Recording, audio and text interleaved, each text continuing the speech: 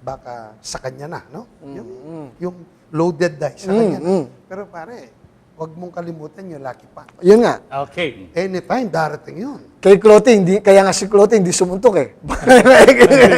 Lumaban yun para baka para swertihin manalo, siya, para baka mag-last.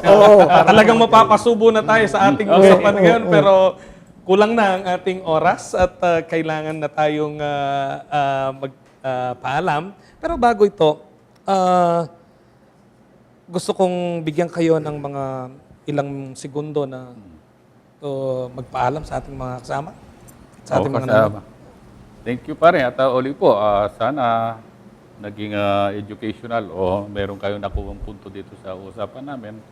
Although alam naman po natin na itong analysis namin ay dito lang sa point of view namin. Hindi po kasama yung talagang magiging actual outcome nitong laban. Pero palagi ko naman, meron konting na-impart at na-ibigay sa mga nanonood.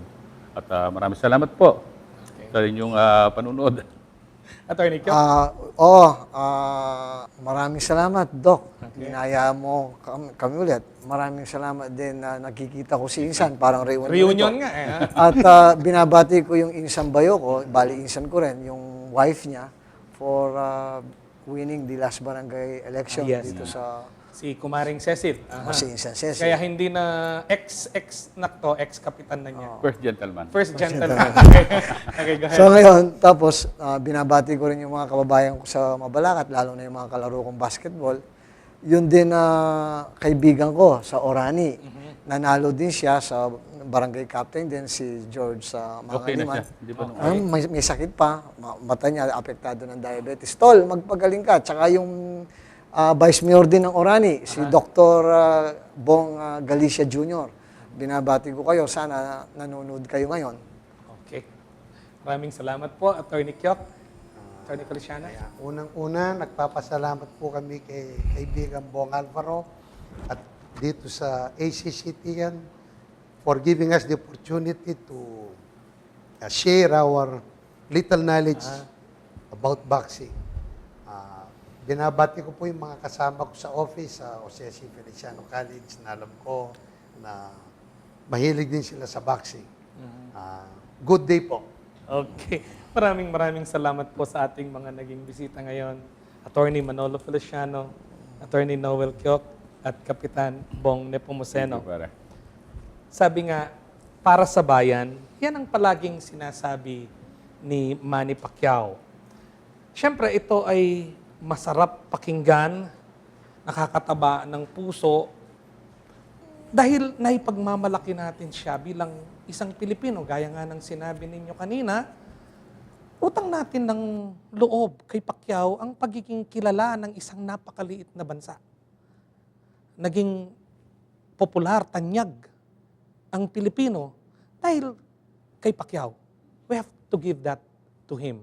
And I agree with you, gentlemen. Sabi nga nila, they also said that before Pacquiao had reached his personal Everest, di ba? Na-reach na niya yon.